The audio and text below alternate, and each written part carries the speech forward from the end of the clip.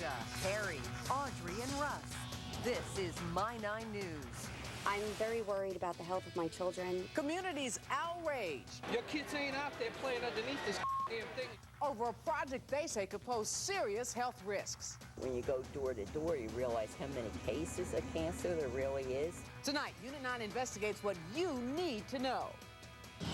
But first tonight, the financial crisis on Wall Street is now about to hit your wallet. Good evening, everyone. New York City is about to get hit with massive budget cuts, and Mayor Michael Bloomberg is considering raising the property tax. All of this comes after a day where leading senators of both parties expressed dire warnings about the $700 billion financial bailout. And now the FBI is investigating the 4 major U.S. financial institutions that collapsed and helped trigger the controversial bailout plan by the Bush administration. Giovanna Deprick is live in Times Square with more on this deepening economic crisis. Good evening, Giovanna. Good evening, Brenda and Harry. Well, you just knew it was a matter of time before we'd feel the effects.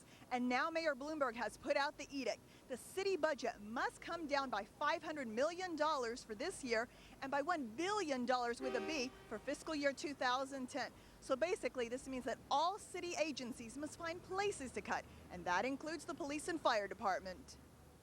Anybody that thinks our economy is not in for tough times is making a very big mistake. New York City Mayor Michael Bloomberg sounded the warning bell today, the same day he ordered all city agencies to trim their budgets by 2.5% this year and 5% next year. And by the way, remember that 7% property tax cut from last year and this year? Mayor Bloomberg has dropped hints that's about to go bye-bye too. And you can blame the crisis on Wall Street for the belt tightening. This just as the Dow Jones closed down 161 points and Treasury Secretary Henry Paulson, Fed Chief Ben Bernanke, and Securities and Exchange Commission Chair Chris Cox made the case to lawmakers to act quickly and approve the government's proposed $700 billion financial bailout plan. If the credit markets are not functioning, that jobs will be lost, the unemployment rate will rise, more houses will be foreclosed upon. Basically, the plan would pump money into the troubled financial services sector. The government would buy up the bad debt from the firms. They'd get it off their books and have cash freed up to rebuild.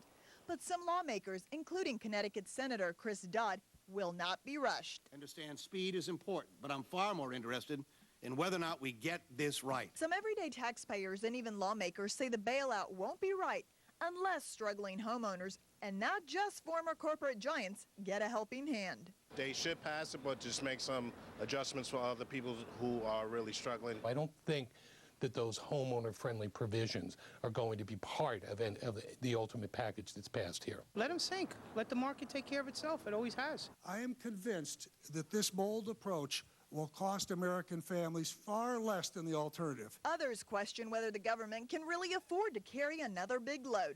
In just the last few weeks, Uncle Sam already committed to bail out Freddie Mac and Fannie Mae to the tune of $300 billion. In 11th hour heroics, the government came to the aid of AIG, the world's largest insurer, for $85 billion.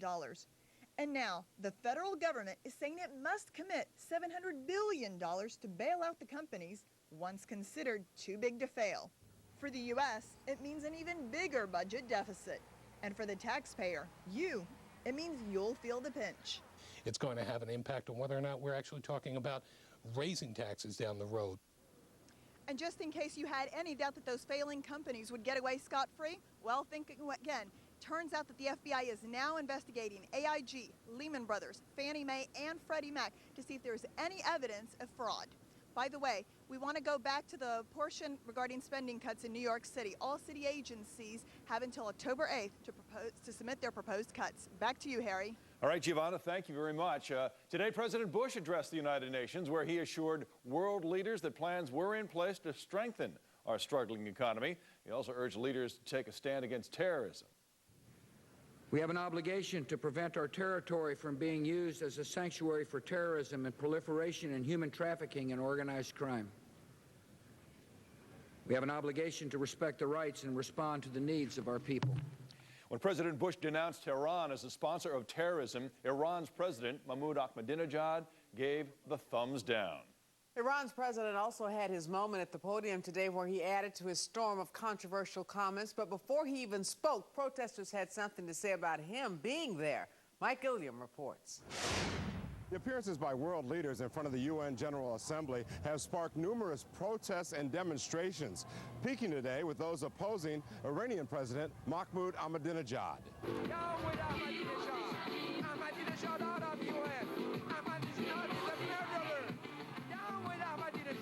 Hundreds demonstrated, calling for the Iranian president to be booted from the UN. We want a free Iran. We're asking for a regime change in Iran, and we're looking for democracy in Iran. His presence has no legitimacy in Iran, nor does it have anywhere else in the world. Having him be present in the United Nations gives the Iranian regime legitimacy that it doesn't deserve. Inside, Ahmadinejad did not back down, taking on the U.S. and its allies who have opposed Iran's nuclear program. A few bullying powers have sought to put hurdles in the way of the peaceful nuclear activities of the Iranian nation by exerting political and economic pressures against Iran. Both the U.S. and Israeli delegations skipped the speech, leaving behind a single note-taker. In the past, Ahmadinejad has vowed to use military force against anyone who tries to target the country's nuclear facilities. And today, referring to the U.S. and its allies as Zionists, he predicted their downfall. Today, the Zionist regime is on a definite slope to collapse, and there is no way for it to get out of the cesspool created by itself and its supporters. In the meantime, the UN General Assembly debate continues through next Wednesday. At the UN, Mike Gilliam, My 9 News. And log on to my9tv.com for a complete list of all the street closures in response to the UN General Assembly. Just click on the United Nations Street Closings tab. Tonight, cops cuff several men connected to a drug smuggling operation. These guys were not playing games either. They were using children's toys, however, to smuggle cocaine from Puerto Rico to New York. Tiwa Chang has details and exclusive photos, including one of the alleged ringleaders. 8 individuals were arrested, including Sessa Eddy here on Prospect Avenue in the Tremont section of the Bronx. He allegedly had 3 pistols and cocaine and marijuana. It's the cocaine the police were most interested in. This is a familiar sight, a Lego toy set. But Federal Drug Enforcement Administration agents say this Lego was filled with cocaine. They allege for at least 5 months a gang was shipping cocaine inside or beside toys from Puerto Rico to Manhattan and the Bronx. The cocaine and toys were inside cardboard boxes sent by U.S. mail. Drug traffickers believe in the law of average. They believe that if they send it in that manner, the chance of it being discovered is very slim. But we were able to show them that we caught them. The cocaine was allegedly sent in kilogram packages weighing roughly 2.2 pounds for at least 5 months. At $38,000 a kilo, this was a multi-million-dollar operation smuggling cocaine, using toys usually with larger boxes like toy tool chests. The alleged ringleader, Jose Diaz Ortega, was arrested in June, but it was today that 8 of his alleged co-smugglers and money launderers were arrested. Sessa Eddy, the man arrested in the Bronx allegedly with guns, was a noisy neighbor, says his next-door neighbor. I know I used to hear a lot of loud music over there, especially on the weekends, but I had no idea they was doing stuff like that. 18-year-old Jennifer Ramos, walking with her 12-year-old sister, was shocked that even drug dealers would stoop so low. How do you feel about them using toys to transport cocaine? I think it's wrong though. It's like, come on now, toys, that's for like little kids.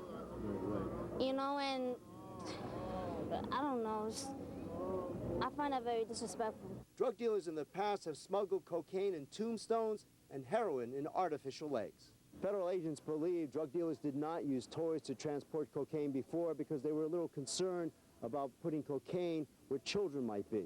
Apparently, there's no longer that concern. In the Tremont section of the Bronx, Tiwa Chang, My 9 News. A bad move by a bus driver leaves a 5-year-old all alone in the Bronx. The driver reportedly forced the first grader off a school bus and then just drove off. As Mike Sheehan reports, the child's mother is outraged. Devastated. I can't feel, I'm horrified. Every day I drop my son off to school. I have to think about this. Is my son gonna get back? Is anybody's child gonna be in jeopardy? The 5-year-old boy was supposed to be walked to an after-school program when classes let out here at PS 111, but instead, somehow, little Jaden Vasquez was put on a yellow school bus for the trip home. The glaring problem here is that the first grader only lives 1 block from school, but nevertheless was driven 2 miles away and then put out on the street by the driver, all alone. parents are furious. You can imagine how that little boy felt. He probably was scared and crying for his mother, didn't know where he was at. And then you're going to forcibly let him off the bus purposely because you didn't want to deal with him. This is, unfortunately that happened to that little boy, but they needs to have, different rules how they take care of them on the bus. Unfamiliar with his new neighborhood, little Jaden told a woman stranger that he was lost. Thankfully, she did the right thing and took him back to PS 111 in a cab. School rules say a 5-year-old child should never be dropped off unless an adult is waiting, and if there's no one there, the child is to be driven back to school. Everybody made a mistake when it came to my son, because to be honest, my son could have been killed and nobody would have known how my son got there. They didn't know he was on the school bus. Although he has not been identified, the driver of the school bus has been suspended indefinitely by Atlantic Express. From Eastchester in the Bronx, Mike Sheehan, My 9 News. And now to your money news. The MTA says more service cuts could be in store. Transit officials say that a nearly $900 million deficit could mean cuts across the board to subway, bus, and commuter rail lines. MTA chief and financial officers say that he's told his agencies to come up with alternative budgets in case the economy is worse than predicted, if the state and the city funding also fails to appear. It was such a beautiful day to hop off the bus or train and just go for a nice walk. Will the wonderful weather stay around tonight? Here's Shay Ryan with 5 for 3D weather right now. Shay, what do you think about walking? Oh, it is looking great outside right now. Temperature of 60 degrees, clear skies out there, really looking beautiful. And our humidity at 64%, the dew point at 48. So our temperatures are going to be falling a lot closer to where the dew point is at right now as we head into the overnight hours. But today we made it to highs in the upper 60s to the low 70s across the tri-state area. A little bit below average in most cases. Well, tomorrow we're going to be warming up, but we'll let you know how much coming up. It's garbage. And actually, still to come, unwanted male racist words targeting Barack Obama. Some say it's racist, others say it's freedom of speech, while police say their hands are tied in the investigation. Plus, attack ads, how they could prevent the best person for the presidency from winning the election. And a hit list sent via text messaging, what the messages threatened, and how a 12-year-old helped crack the case. And now tonight's My 9 News Rundown.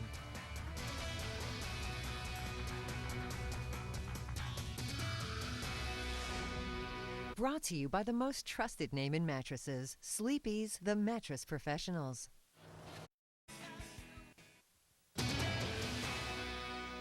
Trouble tonight for an 18-year-old man accused of texting threatening messages. Police arrested Christopher and Sarah this morning. They say he sent a 12-year-old girl his so-called hit list. The names were people both of them knew who had apparently been mean to him when he attended Stony Brook School.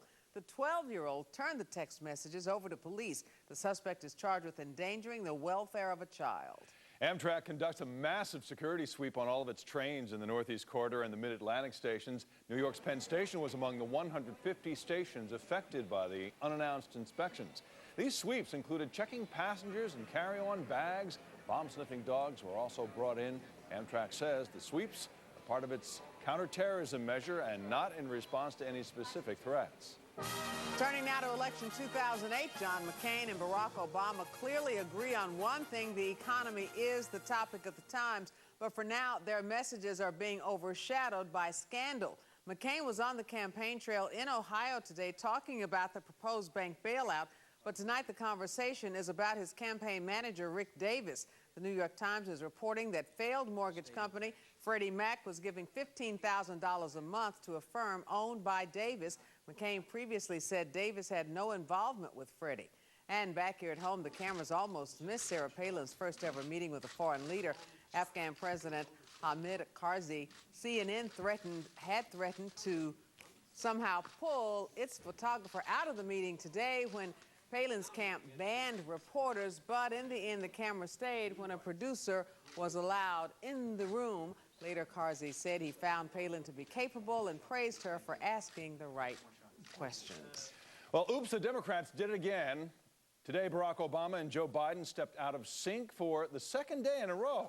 Obama, seen here campaigning in Florida, now says that Biden should not have been so quick to oppose the bailout of AIG.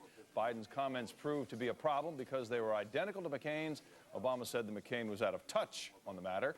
Biden caused more concern for his own campaign yesterday when he called an attack ad against John McCain terrible. He said that he disapproved of it. Election 2008 turning out to be the most expensive campaign in American history. $15 million a week on TV ads alone, a majority of them taking swipes at the opposition. Admits he doesn't understand the economy. No background in economics. More of the same. Talk and taxes. Truly vile. Bad advice. Truth be damned. Not ready to lead. Does this campaign ad bother you? Learning about sex before learning to read? Barack Obama. Wrong on education. How about this one? Things have changed in the last 26 years, but McCain hasn't. He admits he still doesn't know how to use a computer. Or these? Obama's politics of hope. Empty words. He's no maverick when he votes with Bush 90% of the time. And if you think that the presidential campaign is already getting down and dirty, you are not alone. A University of Wisconsin study the week after the GOP convention showed that 77% of Obama's ads were negative, compared with 56% of McCain's commercials. It's a tough race, so go for what you know. I think that both of them are getting down and dirty. I like watching the fireworks. Attack ads are nothing new. One of the first ones was aired in 1964 when Lyndon Johnson went after Barry Goldwater. 6, 5, 4, 3, 2, 1. Some say that this Willie Horton ad, which accuses Michael Dukakis of allowing a convicted killer a furlough so he could kill again, helped elect George H.W. Bush in 1998. His revolving door prison policy gave weekend furloughs to first-degree murderers not eligible for parole. While out, many committed other crimes like kidnapping and rape. Some experts say that this year, the candidates are already sinking to new lows. This is the most vicious, negative, nasty campaign I've ever seen. The best person won't win. The person with the least amount of mud and dirt on them winds up surviving. Which candidate is the most negative? Our exclusive Rasmussen poll showed voters were split. 34% said Barack Obama. 32% said John McCain. While 7% point the finger at Joe Biden and 13% say Sarah Palin. Part of it is a definition, though, on what's an attack ad. A campaign will say, if you take something about my record and talk about it, that's an attack ad. Voters tend to say, if you're quoting somebody's record and it's accurate, that's not an attack ad, that's a good thing for voters to know. So with so many new political commercials coming out virtually every day, and with so many of them being negative, the question is, do they really work? The negative, nasty, personal stuff resonates, gets your attention. The more complicated issues, that's hard to cover and to talk about. But with both campaigns taking the low road, it remains to be seen which attack ads will sway voters the most. I'm very confused personally. The other interesting fact about these attack ads, most of the ad money is being spent in 17 so-called swing states, but you can watch them all for free on the internet. Racism has reared its ugly head in the form of attacks on Barack Obama. We're talking flyers aimed at discouraging people from voting for the African-American candidate. The hateful words were circulated in Roxbury, Morris County. Corey Mahalik tells us who's behind it. What's showing up on doorsteps here in this Roxbury Township neighborhood has folks fuming, calling cops, alerting state officials. And it's all here in black and white. I just assumed it was a circular, but when I opened it, it was apparent it was racist literature. Elizabeth Corsetto shows us the leaflet delivered to her home with the headline screaming, "Do you want a black president?" and more. And it's outrageous, the manipulations. You can see a turban and a beard. It's supposed to look like a Muslim. It's outrageous. The literature plastered with obviously doctored up photos of Democratic presidential candidate Barack Obama and statements like, "Black-ruled nations most unstable and violent in the world." Oh, it's just upsetting. Roxbury is upscale with beautiful homes and well-manicured lawns. Chris, a college student, never saw anything like this. These people, just sick. It's just really shouldn't be happening. Tiffany, who lives down the block, touts her Obama support on her front lawn, calls this hurtful propaganda. I'm appalled. I'm appalled. Especially seeing how figures targeting African Americans with high percentages of unemployment, poverty, and HIV rates. They're obviously white supremacists. The group calls itself the League of American Patriots, anything but patriotic to William, who teaches at this local karate school nearby. He calls them cowards. Well, being an African American, you knew that something like this was going to happen anyway. Why? Because they're going to do anything that they can not to get somebody in there that will do the job. The Morris County Prosecutor's Bias Unit is investigating this. While they say this kind of literature is protected under the First Amendment, freedom of speech, they want to make sure this does not turn into criminal behavior. In Roxbury Township, New Jersey, Koran Mahalik, My 9 News. And still to come, a deadly disease sweeps through a local hospital. How something that you ingest every day helped it spread so quickly. And there's sunshine in the forecast, but it won't last for long. When the clouds are going to roll in and when you're going to need the umbrella coming up. And now tonight's My 9 News Rundown.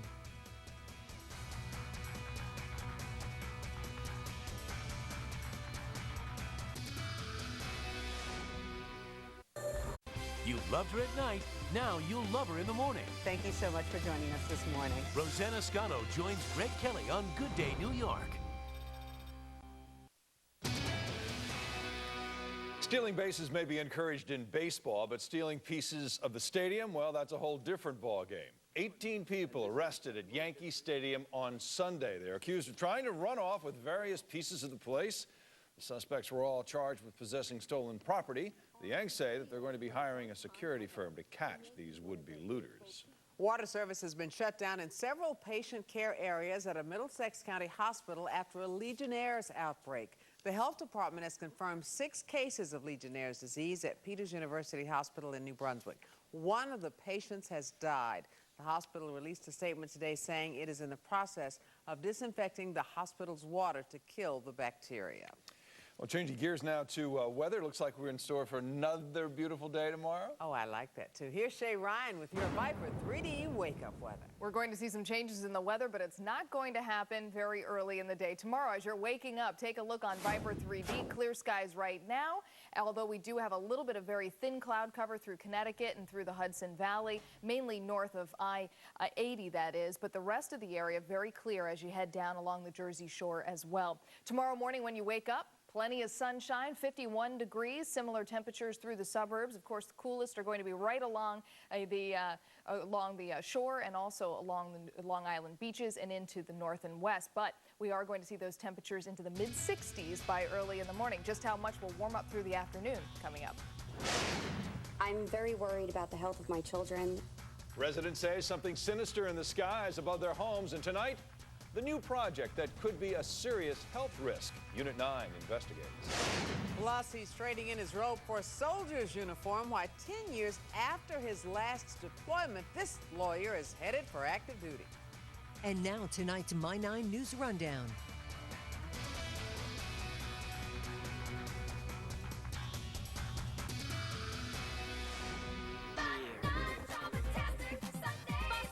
You make it sound unsavory. Everybody lies. You got shots fired. It's turning into one hell of a party. Dramatastic Sundays at 6 p.m. on My 9. The weather. You're watching My 9 News at 10. And now to a Unit 9 investigation. Tonight, we are going to take you to a beautiful place that you would love to live. Yet the people in these communities are afraid and angry about changes coming their way. Our Unit 9's Barbara Nevins-Taylor has been investigating.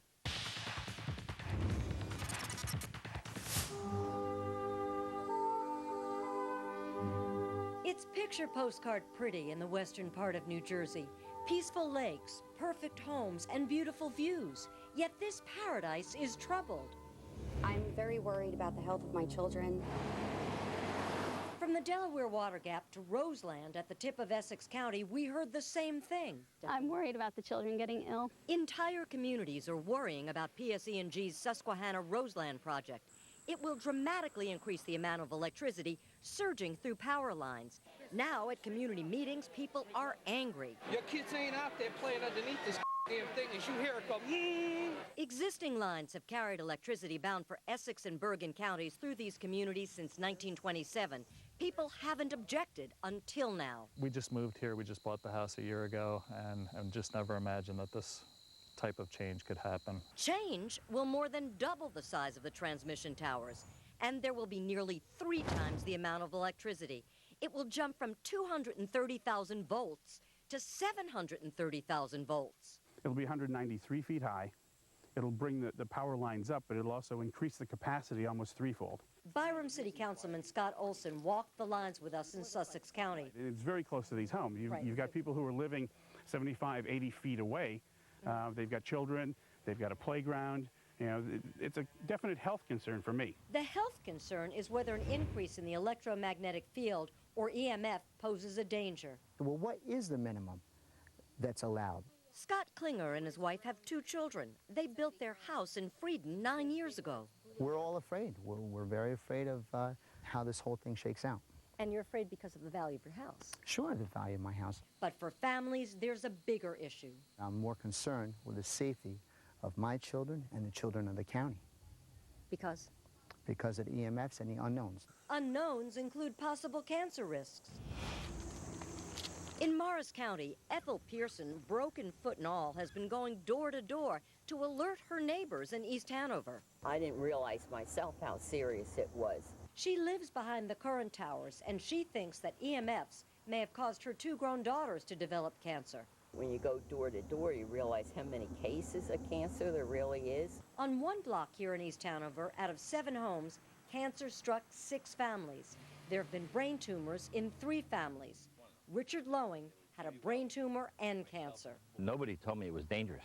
When you moved in? When I moved in, they said it was perfectly safe. And now that they're going to double the size? Well, I'm really concerned about that. Studies have found that childhood leukemia is linked to exposure to electromagnetic fields. But scientists say there's no scientific evidence that EMFs and power lines cause cancer. In a report, the National Institutes of Health say they haven't been able to conclusively prove a connection. We're still missing some scientific evidence to be conclusive, to say absolutely this is what causes these cases of disease. Dr. Dan Wartenberg at the University of Medicine and Dentistry of New Jersey worked on the national report, but he remains concerned. I think there's more evidence suggesting it does cause cancer than not, so I worry and say that the degree that one can reduce exposure or not be there is better. You can't put us in harm's way. East Hanover Mayor Joseph Bonullo speaks for many. If there's 1/100th of a chance that this can cause cancer or can cause an illness to some of our residents, it has to be stopped. But stopping it may be difficult because it's tied into a regional power grid issue. Give the people here a guarantee that it's not going to be have an ill effect on their health. Right. That's their main concern here. It's just too close, too dangerous. A company called PJM Interconnection determined the need. PJM provides wholesale electricity for 13 states, including New Jersey. And it asked PSE&G to expand power capability to ensure that there is enough power for northern New Jersey. We see circuits being overloaded as early as 2013, which can result in brownouts or blackouts. Chris Hanneman is PSE&G's lead engineer on the project. It's one thing is people don't like this project. We recognize that. But we also have to balance that with the need to ensure that we have a safe, reliable electric power system. That's why PSE&G has been going from town to town trying to convince the skeptics. We benefit from being part of a 13-state grid. But communities remain opposed. You guys better pick another route, or you're going to have a big problem. You can't do anything you want. How about the health issues? God's watching. Put your look at that child and tell me that there's no health issue. PSE&G says new towers will cut the level of the electromagnetic field. Yet residents wonder why the lines can't be run underground. It's not a proven technology. We have existing underground lines in northern New Jersey at lower voltages. It isn't really an option for a 500 line. Or along I-80. Why not go along the highway? Actually, the DOT requirements does not allow for parallel of transmission lines along the right-of-way. They also question whether more power is needed. There's no proof that they need to add to these wires, so why put people at risk? Even if communities continue to fight, because this involves interstate electricity, the Federal Energy Regulatory Commission can override all objections. So opponents of the plan think in order to change it or stop it, they will have to take their battle to court, and we'll be following the story. In East Hanover, Barbara Nevins-Taylor, Unit 9. And if you have a story idea for Unit 9, call us at 877-Unit-9-TV, or you can email us at my9tv.com and click on the Unit 9 icon. Still to come tonight, commuter van crackdown. Tonight, why inspectors meant to help commuters actually left them stranded. I haven't served with a unit in over 12 years. Plus, he's trading in his robe for a soldier's uniform. Why 10 years after his last deployment, this lawyer's headed for active duty. And now tonight's My 9 News Rundown.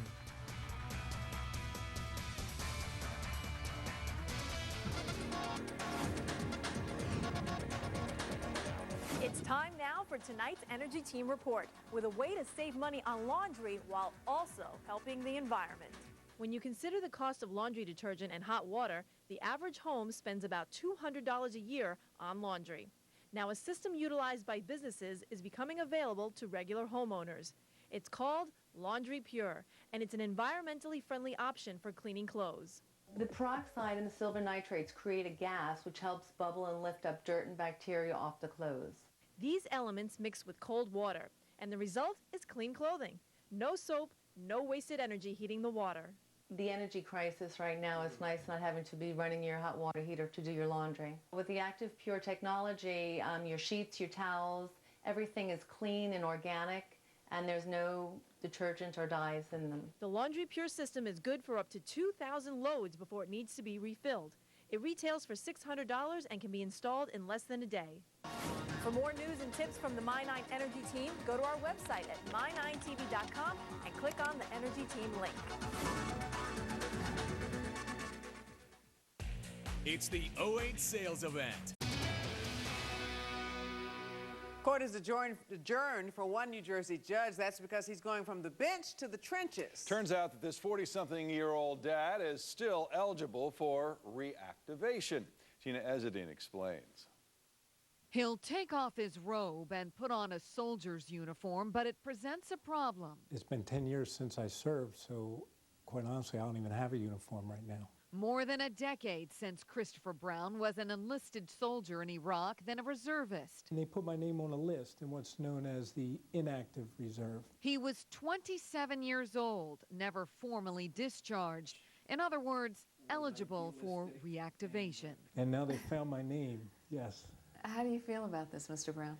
Well, at first I was surprised, obviously. I mean, I'm 44 years old. A full-time lawyer in Atlantic City, a part-time municipal court judge in Galloway Township, a husband and father to 3 children, and in November off to Iraq for 400 days, assigned to a combat service support battalion. The mission much the same, but his mentality is different. And my goal was to try to hurt as many people as I could come in contact with. This time when I go, I hope to try to help as many people as I can get my hands on. His last day on the bench this Friday. Here in Galloway Township, an interim judge will be appointed to handle all cases while Christopher Brown serves in Iraq. Brown's baseball coaching trophy rests near his military medals hanging on a wall. From a mission in the past that leads to his future. In Atlantic City, New Jersey, I'm Tina Ezedine, My 9 News. And straight ahead tonight, putting the brakes on bad buses. Tonight, why inspections meant to help commuters actually left them stranded. And temperatures are going to take a dip, and wet weather is also ahead. The timeline coming up. NSE for just $1.99 a month. Hudson County is putting the brakes on some dangerous buses with some surprise inspections. The effort to keep unsafe commuter vans off the road left drivers and passengers high and dry. Christine Persichetti reports. This bus is empty. Its customers were kicked off of it this morning after cops pulled it and others off the road to check if they're safe. Engine oil leak. Inspectors from the DOT spent the day under, inside, and over commuter vans here in West New York, making sure each one is safe to be on the road. There's a lot of safety violations as well as insurance violations we're looking for to protect the public. Some of the problems found during these surprise inspections include faulty brakes, worn tires, and cracked frames.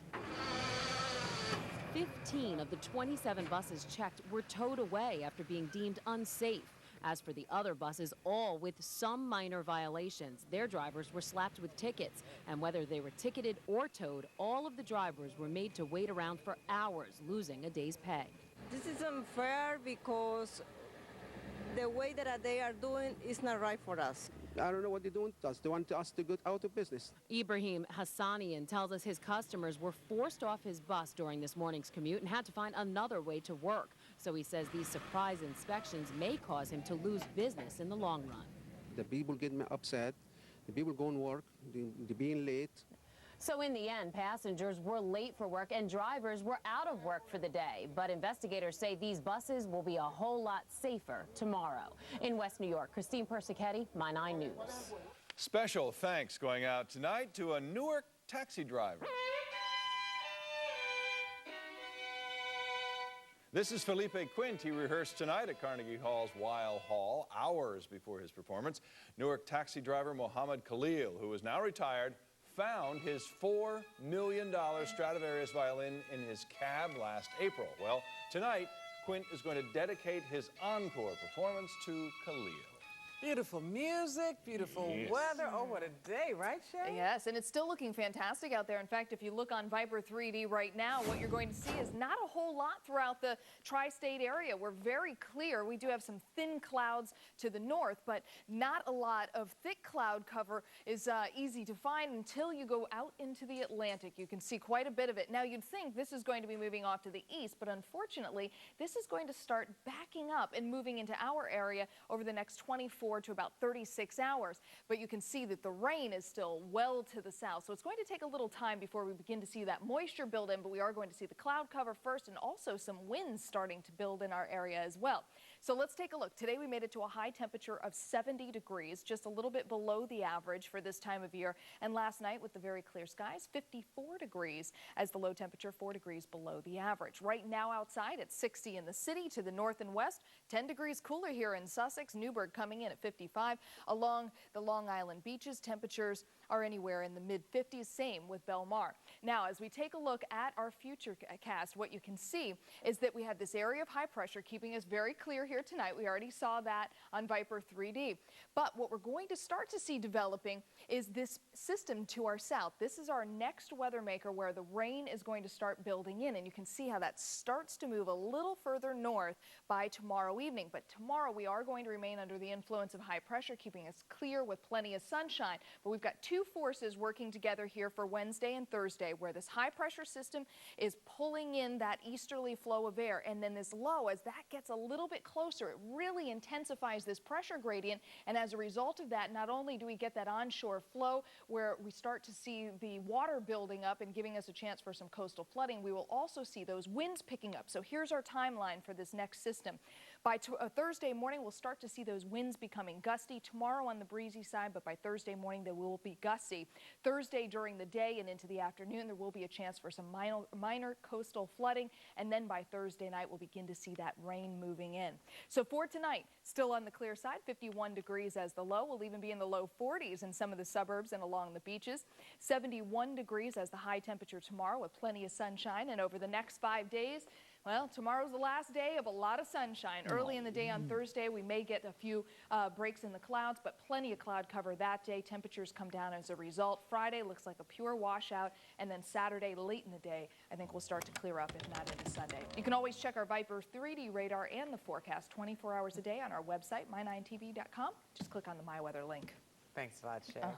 Still ahead, the Mets look to hold on to their lead. Was Johan Santana able to keep them in the wild card race? Plus, are the Yanks still in the playoff hunt, or will they have to wait for next season? That's coming up in sports. You can't deny me, a psycho. Now, here are tonight's winning lottery numbers.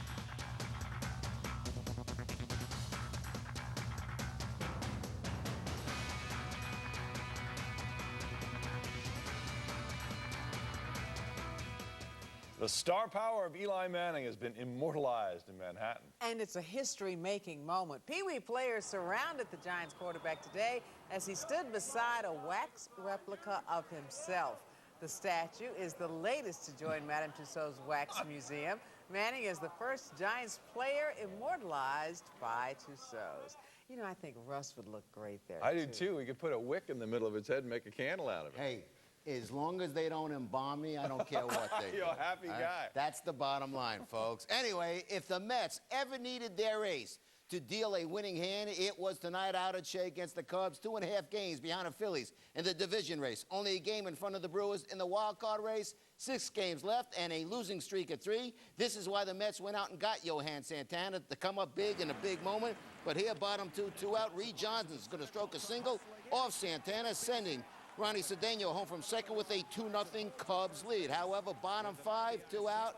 The bags packed. David Wright waxes Sean Marshall pitch into left. In comes Nick Evans from third, followed by Senor Santana from second.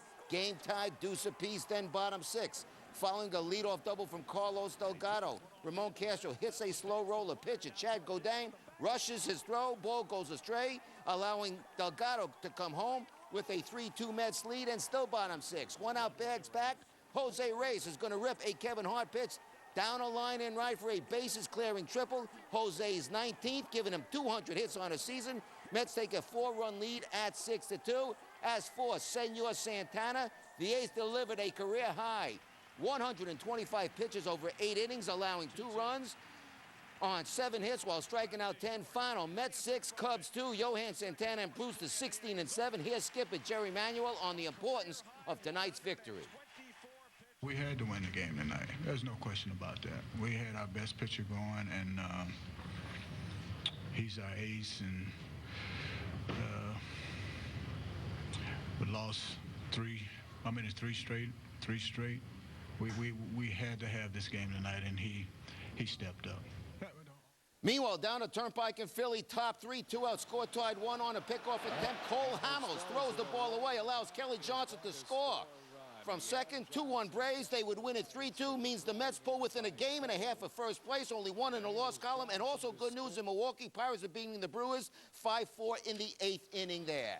All right, over in the American League, Yankees were up in Toronto tonight. You might say standing on a great big banana peel, because any slip-up, a Yankee loss or Red Sox victory, and the Bombers' demise becomes official.